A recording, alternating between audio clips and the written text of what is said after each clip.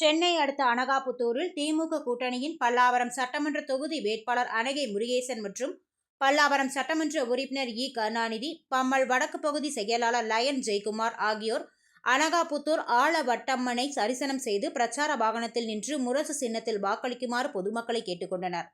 அனகாபுத்தூர் கன்னியம்மன் கோயில், மேட்டுத்தெரு, பாலாஜி நகர், அனகாபுத்தூர், அண்ணா நகர், அண்ணாதுரை தெரு, வெங்கடேஸ்வரா நகர், குருசாமி நகர் உள்ளிட்ட பகுதிகளில் பிரச்சார வாகனத்தில் நின்றபடி முரசு சின்னத்திற்கு வாக்கு சேகரித்தனர்.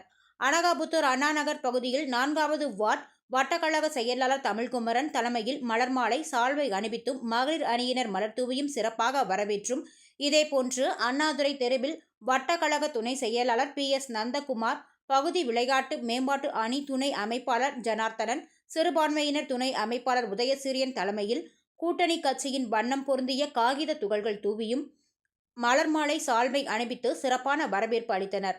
பிரச்சாரத்தின் போது கூட்டணி கட்சி நிர்வாகிகள், தேமுதிக மாநில செயற்குழு உறுப்பினர் ஜெயக்குமார், பகுதி கழக செயலாளர் மகாதேவன், திமுக மாமன்ற உறுப்பினர் கலைவாணி பிரபு, விடுதலை சிறுத்தை மாவட்ட செயலாளர் தமிழரசன், மதிமுக மாவட்ட செயலாளர் மாவை மகேந்திரன் தொடர்கள் இருசக்கர வாகனத்தில் கழக கொடியேந்தி முரசு சின்னத்திற்கு வாக்கு சேகரித்தவாறு சென்றனர்.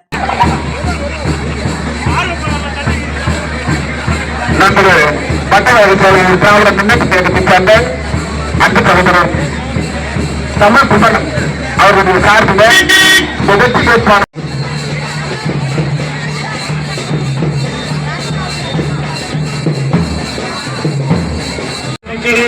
மரவாரிய நமது சின்னம் முரசு முரசு முரசு முரசு.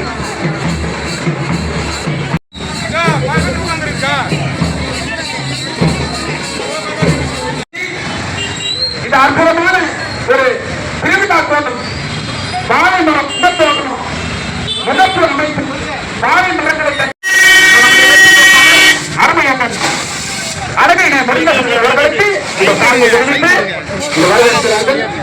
அன்பு சகோதரி எடுத்து வெற்றி பெற வேண்டும். உலக சின்னத்தில் வெற்றி பெற்று போட்டிக்கு செல்ல வேண்டும். எதிர்த்து நிர்வாகங்களுடன் வேட்டையாடுவது இந்த அன்பு சகோதரி வாழ்த்து வழிநடத்துகிறார்கள். அவரது குடும்பத்தாருக்கு இந்த நேரத்தில் மனமார்ந்த நன்றி நன்றி நன்றி. வெற்றி பெறக்கூடிய சின்னம், மே 4ஆம் தேதி வெற்றி பெறக்கூடிய சின்னம் முரசு சின்னம். இந்த முரசு சின்னத்திலே நீங்கள் வாக்களிக்க வேண்டும்.